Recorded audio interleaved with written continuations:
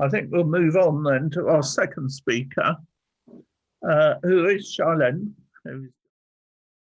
I thought that I would talk something about coins and conquests in Mughal history today, because there are certain new types of coins which have emerged in the last couple of years, which could be just published as they are as new mints or whatever. But then, if I could sort of add more context to it, that would be a good thing. So this is a generic map of the Mughal Empire, and as you can see, it grew. Basically, that's what the map is showing. The core area of the Gangetic Plains is in the center, and that's where the empire was existing in about 1530.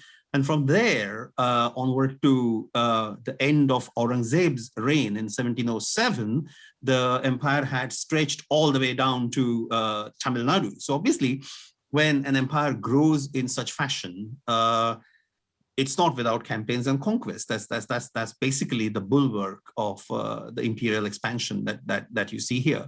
So campaigning and conquering was an essential element of Mughal history, as this map very neatly illustrates. Some of these campaigns were specific and targeted. For example, we know that Akbar tried to consolidate the heartland of the Mughal Empire that he had won over from the Afghans in about 1556 to various other Sultanate states like Gujarat or Malwa and Bengal. So these were targeted campaigns, and some of these campaigns were also sort of launched to quell rebellions or internal strifes or succession challenges. So there is a lot of color that one could add about these conquests and campaigns. So as we see, the growth of this empire was directly related to campaigns and conquests, as this map just has shown. The main reasons behind launching these campaigns was to subjugate other kingdoms, minimize threat, and to quell insurgencies, as I've just explained.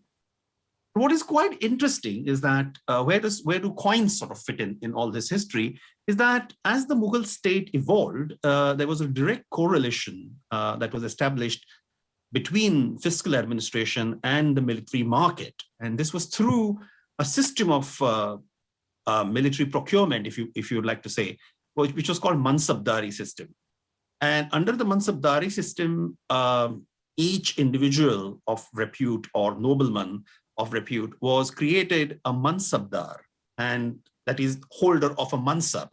And this Mansab is directly related to the ability or the responsibility of that individual nobleman to procure soldiers for the safeguarding and growth of the empire.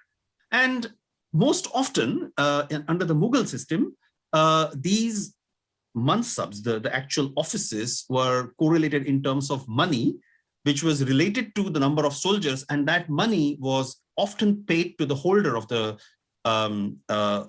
office directly through the treasury.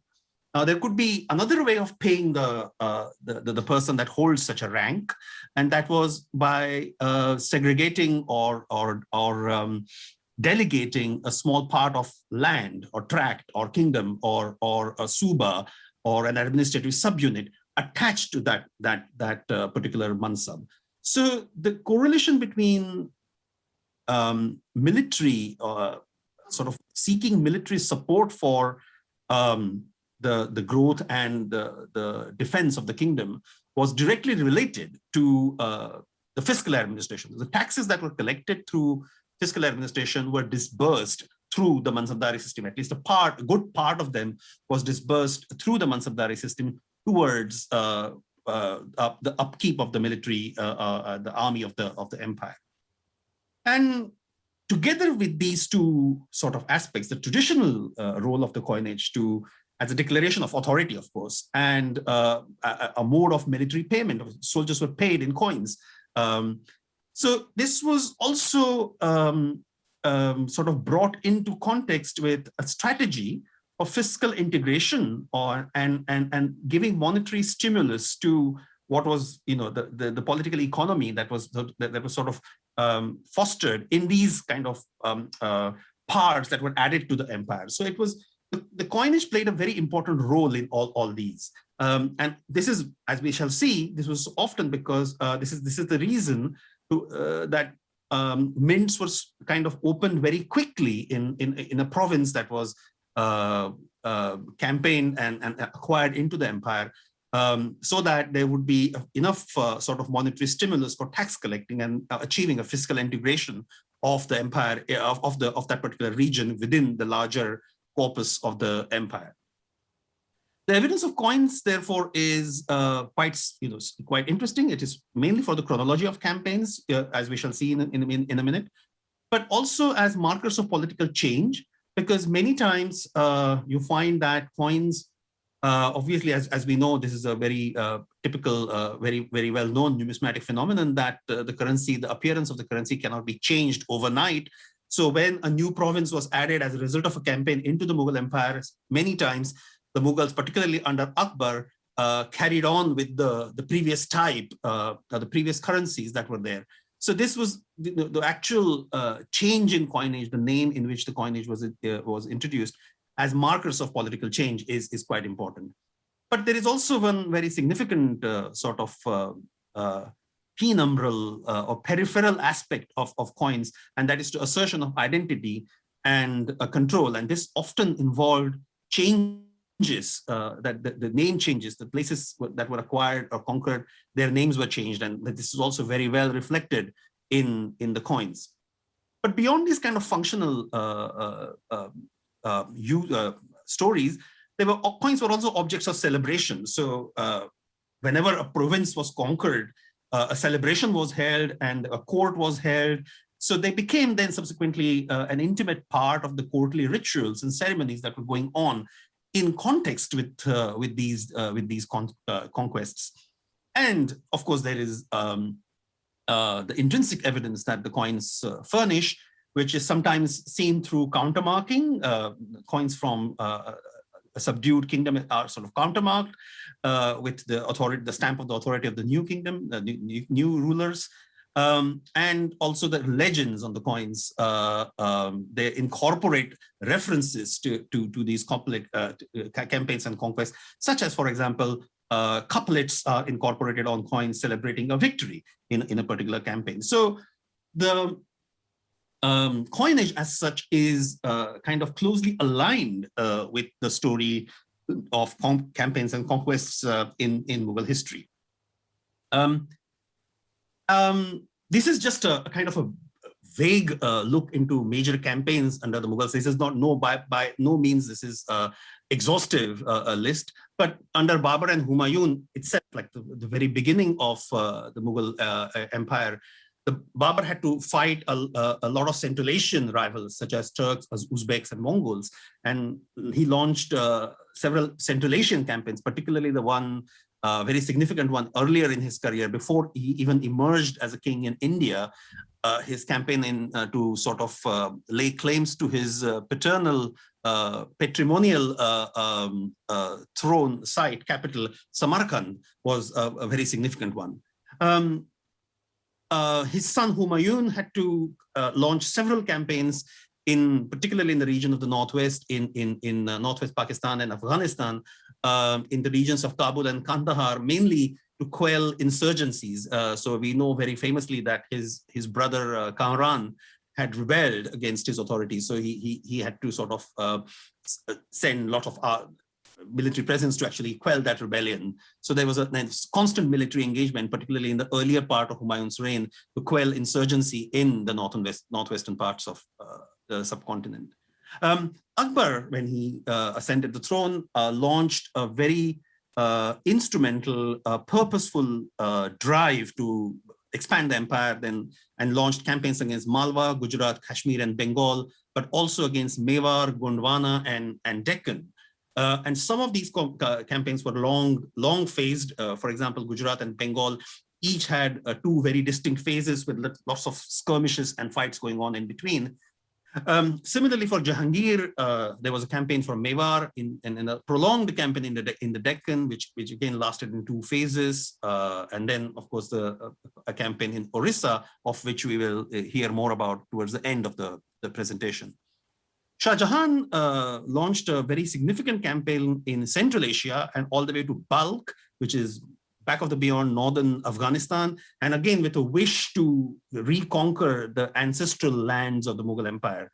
The Mughal sort of tussle that was going on between the Deccani sultans was also going on during Shah Jahan's reign, and again they had Deccan campaigns in 2 phases, and there was also an Orissa campaign. Aurangzeb is by far mostly famous for his campaigns in the Deccan, which were against the Marathas, and also against the Deccani sultans, the Qutub Shahis and the Adil Shahis, but also towards the fringes of the empire. And these campaigns are not very well known, but they have interesting numismatic outcomes, as it were. So there were campaigns in the remote regions of Assam, Garhwal and Ladakh, Kuch Bihar, and also Arakan. So these were very much areas on the fringes of the Mughal Empire. And it's not just with the great Mughals that the campaigns were going on. The campaigns carried on in Farrukh's year and Muhammad Shah's times. Sikhs and the Punjab were very much in the eyes of Farrukh's year. Muhammad Shah had to contend with Marathas, Afghans, Iranians, very noteworthy invasion of Nadir Shah in his reign, and also the Jats. Until the very end, even very weak emperors like Shah Alam II launched his own campaigns, particularly against the Rohillas, and also the famous one against the British at the Battle of Buxar, in which he was defeated very famously in 1764. So this is just a kind of overview of Mughal campaigns over 400 years. The earlier coins that we see the evidence of, as I said, very earlier on, the top coin here is an issue of Babur, and this was struck in his occupation of Samarkand, that he sort of won over from the local ruler Sultan Ahmad, who was a Timurid sort of contestant to his authority. But what is particularly significant about this coin is that it has 2 counter strikes. The one in the nice clover-like arch-shaped countermark is of Babur. It says Adal Zahiruddin Muhammad Bahadur Ghazi, Sultan Zahiruddin Muhammad Bahadur Ghazi. So not Ghazi, just Bahadur, beg your pardon. But on the top there, you see an earlier countermark of another sultan, which was Baisangur, who was also in the same region. So of course, this particular coin has not just one vestige of a campaign and fight, but 2, and that's why it's quite interesting. The lower coin here is again a very famous episode in Mughal history about the Emperor Humayun had to sort of, when he was driven out of India by the Afghans, he went and sought refuge with the Shah of Iran. And the Shah of Iran suggested that he would give him refuge only on one condition, that he has to become a Shia Muslim, and Mughals were Sunni Muslims, but he had to sort of convert to the Shia faith, as it were. And this coin, again, is a joint issue. After Humayun agreed to that condition, he was given asylum in the Safavid port of Iran, and then he was asked to go and conquer the fortress of Kandahar, which was a bone of contention between the Safavids and the Mughals for a long time. And these coins were struck during that particular siege, that particular campaign against the fort of Kandahar. And very interestingly, this has a joint issue. It has both the names. It has the names of Humayun as well as the Shah Tahmasp, the Safavid ruler of Iran, and with a Shia version of the Shahada, which includes Ali Waliullah in the inscriptions on this coin. So again, a very, very significant numismatic design in context of the campaign. I mentioned about continuation of the previous types, and this is a good example of two coins, which is on the left-hand side. Both the coins are of the preceding dynasties, and on the right-hand side, there are the kind of Mughal successor coinages when these provinces were assimilated into the empire, but carried on using the older type of coins. So On the top is examples from Malwa. The left-hand side coin is of Baz Bahadur, and the right-hand side coin is of Akbar. And as you can see, there is very little difference in the visual appearance of these two coins, because this is again the classic case where these had to sort of be visually similar coinages. Similarly, the lower examples are from Kashmir. The coin on the left is of Mahmud alias Habib Shah, and the one on the right is of Akbar. Habib Shah's coin is about 962, 963 Hijra, and Akbar's coin is of 965. So we can see that very similar looking design. So this was one more way that these campaigns kind of linked up with the coins that were circulating in the region. Some of the coins were obviously more directly related to campaigns and victories. And this is on the top here, you see the square coin, which is a unique double mohor that exists in the Kunsthistorisches Museum in Vienna. And it has two words on it. On obverse, it says Allahu Akbar, and on the reverse, it says Ya Mu'in. And while both Allahu Akbar and Ya Mu'in are religious kind of invocations in their own right, the Allahu Akbar means God is great. Ya Mu'in is the invocation to the helper. Mu'in is the helper. And this is a particular reference to the Muslim saint Mu'inuddin Chishti, whose shrine is located at Ajmer. And he was a very much revered saint by both Akbar and Jahangir. And when Akbar launched his campaign, and this is indicated by the date on this coin, this is 981, and 981 Hijra was the year in which Akbar launched his campaign to assimilate Gujarat into the Mughal Empire. He first went to Ajmer and took blessings of the saint, and it is kind of suggested that this coin was issued at that time. But we also know that both Allahu Akbar and Ya Mu'in were actually Mughal war cries. And when the Mughal army marched in attack on the enemy, the soldiers actually shouted these two slogans. So it's a very direct connection between campaigning and conquering and army movements and the numismatic legends here. The coin on the top right is the coin of another coin of Akbar, and it is actually celebrating. It's struck in a camp of victory. So it says that as a mint name, it is said that it is struck in Urdu Zafar Kareen, and that means a camp, military camp, which is expecting or anticipating victory. And we know, I'll show you the counterpart to this coin in a second, but we know that these coins were struck during the campaign against the kingdom of Mewar in about 4 years from the coin on the left. It is dated 985 Hijri, and it was struck soon after the capital of the Mewar kingdom, Udaipur, was captured. And we know that because these coins are exactly of the same type, and they are sort of, the issues is only separated by 1 year. And by the most beautiful of one of the most beautiful of Akbar's gold coins is this commemorative coin that he struck after the campaign of Asirgarh to capture the great fortress of Asirgarh in central India. This proved to be a very strategic move because the fortress of Asirgarh was a kind of bridgehead to launch further campaigns into the Deccan. So it was very crucial that the Mughals have it. And here again, the image of the hawk on the obverse of this coin is a kind of a metaphoric image to indicate the Mughal superiority and the efficiency and the swiftness of the Mughal war machine in that particular order. So we have these kind of secondary references, camps predicting victory, pictorial depictions that link up with the kind of after effects of the conquest and the image that the Mughals wanted to carry of themselves, but also the actual war cries appearing on the gold coins as we see on the top left.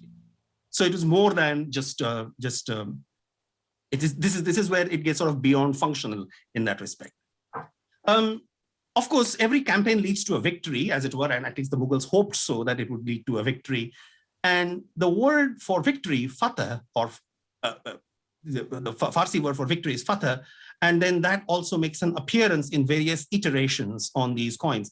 On the top left here is a small copper coin that was struck during Humayun's campaign against the kingdom of the Sultans of Gujarat, and it was to celebrate the capture of the regional capital Champaner. And the word Champaner, the name Champaner on this coin is preceded by the word Fatah.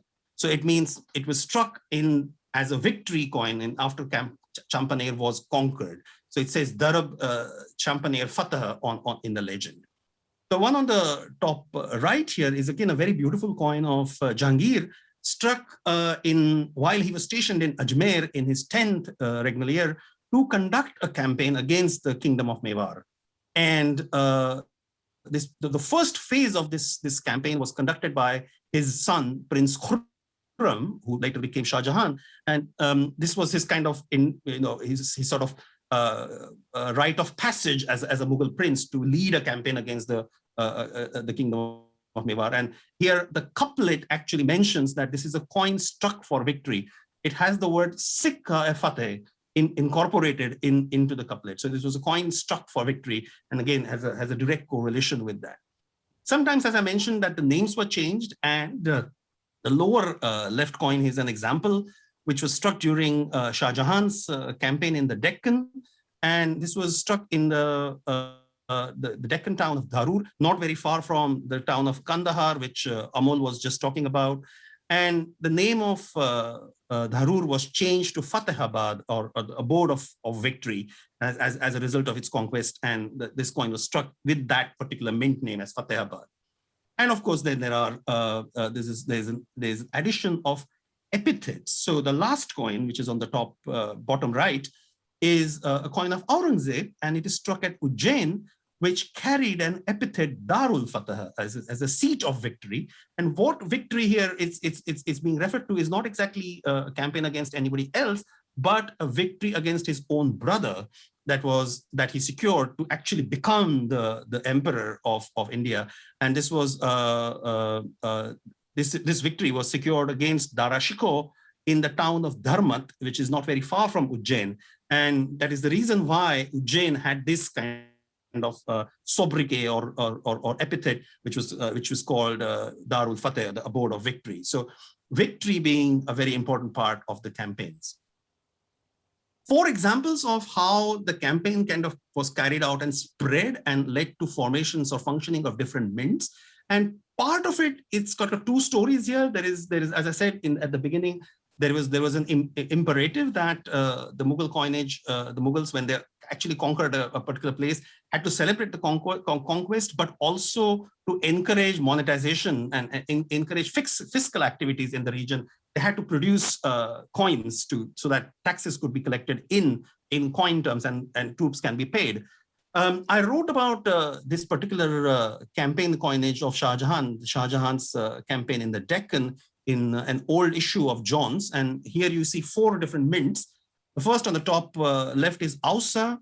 The top right is Kandahar, which is not the same Kandahar as in Afghanistan. This is the Kandahar in Deccan, which Amol was mentioning too. It showed also a beautiful picture of the fort at Kandahar, which was captured by the Mughals.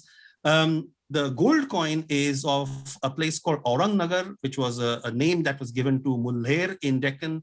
And the last one on the right side is a coin of Zafarabad, which was a name given to Bidar. And all these 4 coins were struck at various times in the prolonged struggle that Shah Jahan had with the Deccani sultans, particularly the Adil Shahis and the Qutub Shahis in the Deccan. So all these mints became kind of functional only at this time, and this is a kind of direct connection between conquest and campaigning and monetization of the region into the kind of Mughal fold, illustrated by these coins.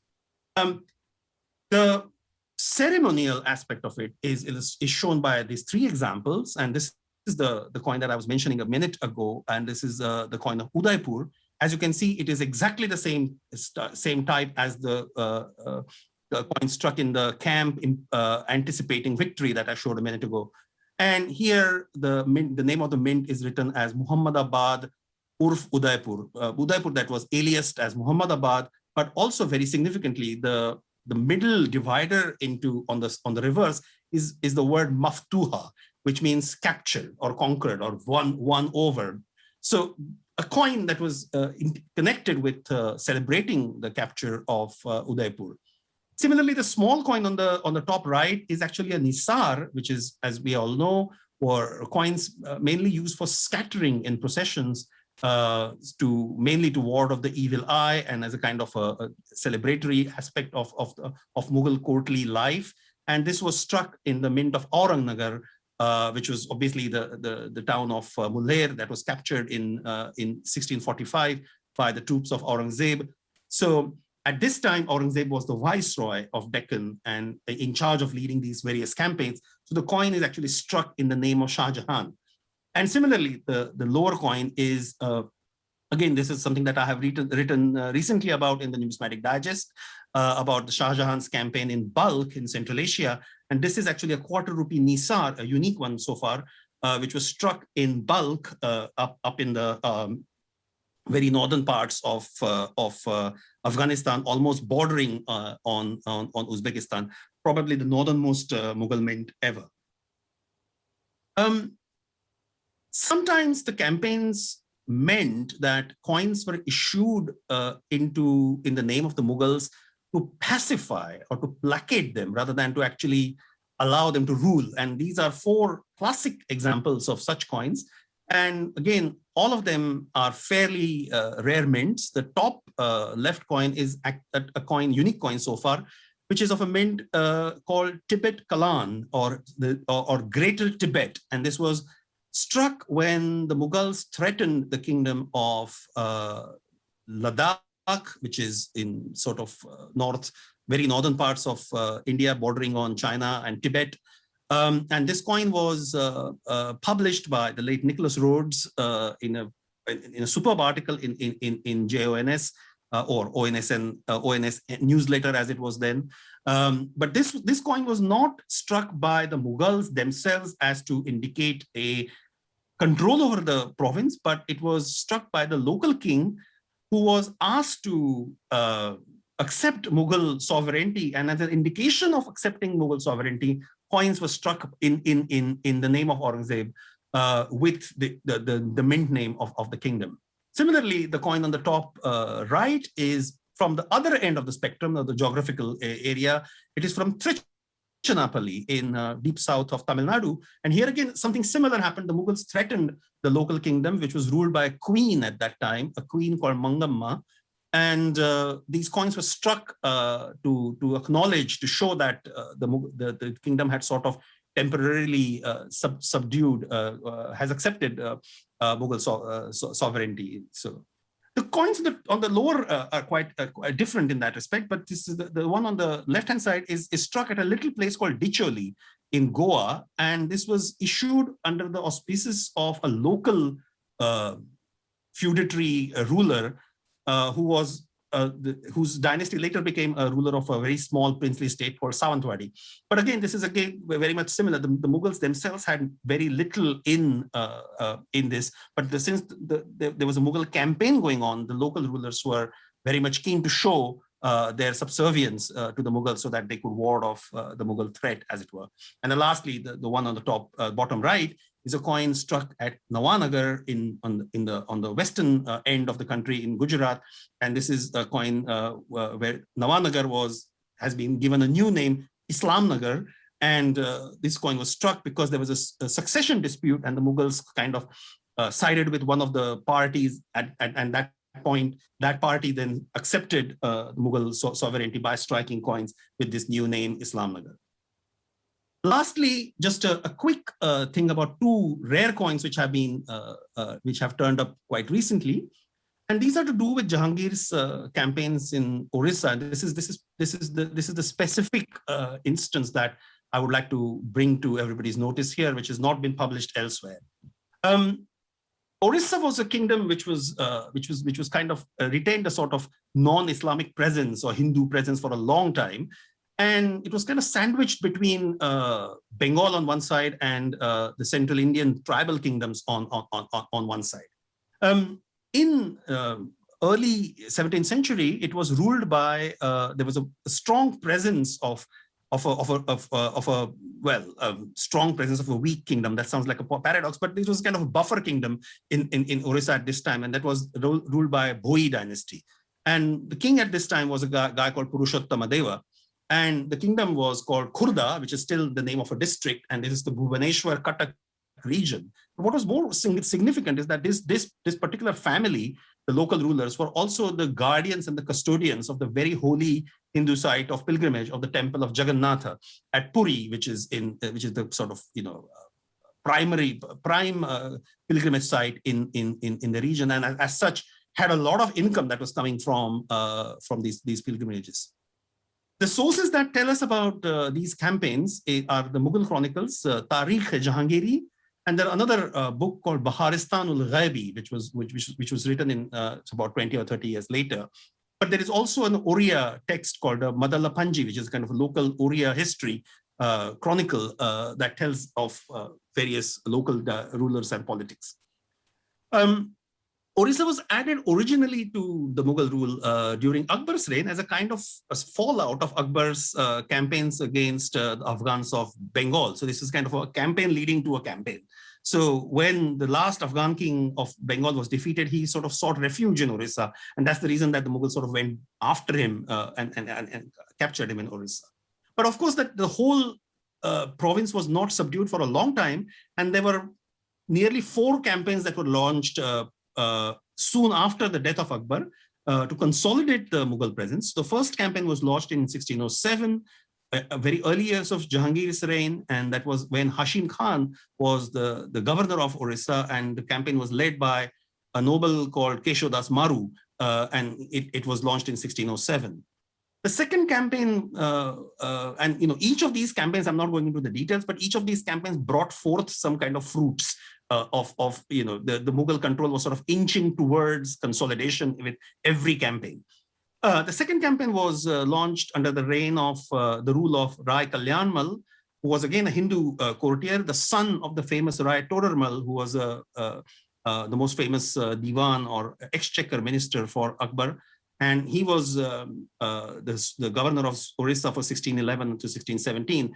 And in between that time, about 1613, 1614, he launched a second campaign against Purushottama Deva to subdue him and to extract more concessions from him.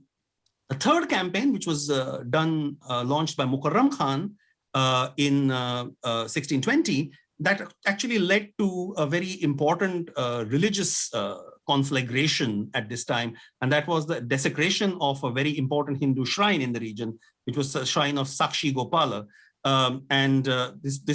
This actually sort of framed the entire context of the campaign around that particular episode. Purushottam Deva then dies in 1622, and his son becomes Narasimha Deva, becomes the ruler of the kingdom of Khurda.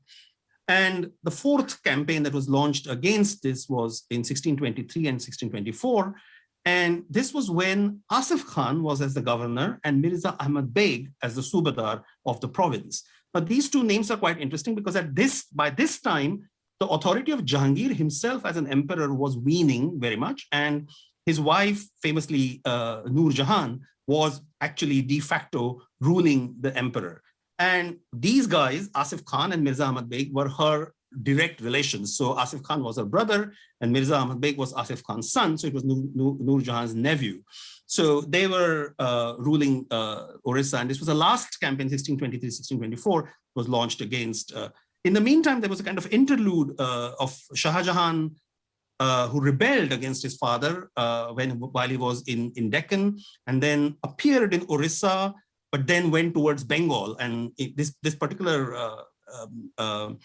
appearance of Shah Jahan suddenly in Orissa caused a little bit of a flutter, and Ahmad Beg then ran away to Akbar Nagar or Raj Mahal in northern Bengal. But then when Shah Jahan went towards Allahabad, instead of going up to in Bengal, Ahmad Beg returned, and then he was reappointed as the Mughal governor till 1628. Two coins that were recently known. One of them was actually known before, but not very well published. The top coin here is a silver rupee of Shah of Jahangir, struck in his 9th regnal year, about the time when Rai Kalyanmal was conducting his 2nd campaign of Orissa. And here on this coin, the mint name is actually the province of Orissa.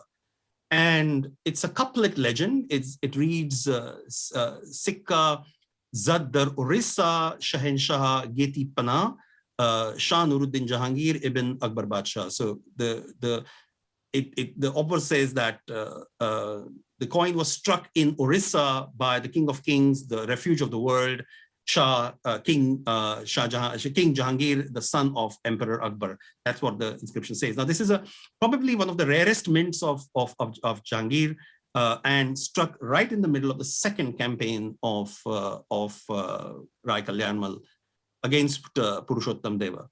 The last coin that I show here is absolutely new, and it appeared on the market. Current whereabouts are not known, but it is of a new mint. And on the reverse, you can see that it's a gold coin.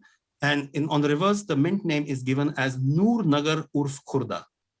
And unfortunately, this coin is not dated, but we have certain evidences to actually place it to when it might have been struck. So the first indication on the coin is this little mark of the dagger, which is here. And this dagger is sort of appropriated from issues in the name of Noor Jahan from the mint of Akbar Nagar, which was the kind of nearest Noor Jahan mint in the region. It's not that near, but it's in Bengal. What is also very significant that the name of Khurda, the city of Khurda, which was the capital of Purushottam Deva, appears to have been changed to Noor Nagar. And this is the reference very clearly to Noor Jahan. And therefore, this coin must have been struck during the regions, the governorship of Asif Khan and Mirza Ahmad Beg, who were not only ruling in the time when Noor Jahan was de facto the ruler, but also were closely related to her by being her nephew and his brother. So Noor Nagar is obviously a reference to Noor Jahan. So by almost most certainly, this coin must have been struck during the last campaign, which is 1623, 1624, and that was resulted in the final defeat of the kingdom of Khurda in Orissa. So just to summarize and end the talk, campaigns are an integral part of Mughal history, as we have seen, and coinage, which is it is kind of intimately connected with campaigns in various ways. The coins are historically important evidence of the movements of the Mughal army, the evolution of the administration at what it happened after the conquest and during the campaign, and of course the consolidation of the empire. And as we saw by various ways, by their metaphoric depictions or using of language or the denominations that they were struck in, the coins are also very important markers for Mughal court culture as it evolved in context of these campaigns and contexts. Particularly for collectors, they, of course, many times these mints are quite rare, and they have other desirable aspects, such as, for example, the pictorial depiction of the hawk on the Akbar coins. And from a wider methodological perspective, it is this kind of study illustrates the approaching that a researcher can do of approaching numismatics as a subject guided and informed by history and vice versa. So this is kind of this sort of brings together the historical aspect and the numismatic aspects very well, sort of encapsulates them together in a sense. With that, I end and I pass the baton over to Paul, and to the other Paul. Very welcome to have any questions if anybody has to ask anything. Thank you very much. Thank you very much, Shailendra. Very interesting talk as usual. Questions, anybody? Joe, you can see you've got a hand there. You'll have to unmute yourself. Yeah, I was just wondering about the balance between coins being issued to mark victories or as a response to victories. I mean, I can remember reading P.L. Gupta talking about coins being commemorative coins of victories, but that seems slightly out of place in this context. You know, is it more likely that they're coins being issued because there has been a victory, and the conquered place is now under the administration of the Mughals, and therefore part of the Mughal system? There are two aspects to this. There is one which is, as P.L. Gupta said, to actually mark the victory. So actually celebrate that this particular place is under Mughal conquest.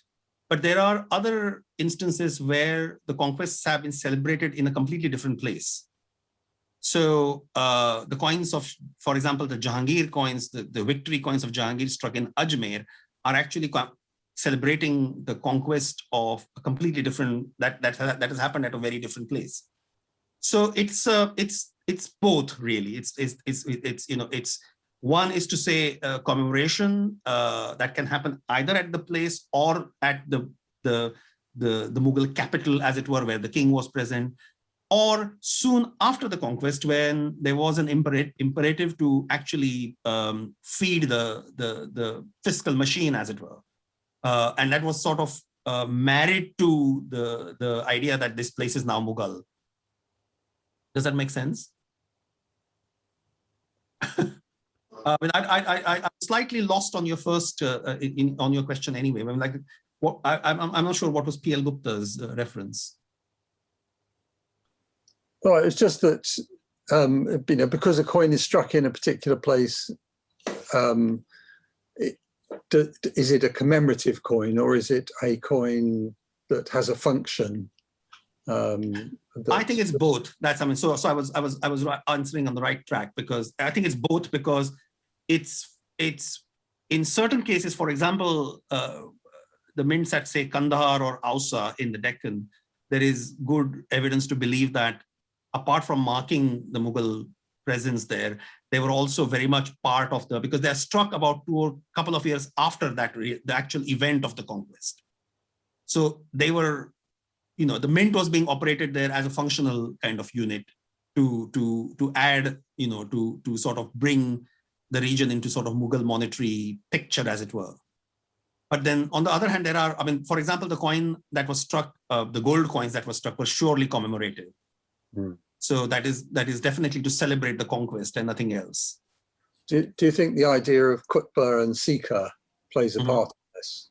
I'm sure it does, but not always we find a direct correlation between the event of the conquest. I mean, sometimes there is, for example, the Fatehabad coin of Dharur that I showed, there is a direct connection between the dates, and the conquest dates actually match. So obviously there must be that connection there, one could envisage, but not always.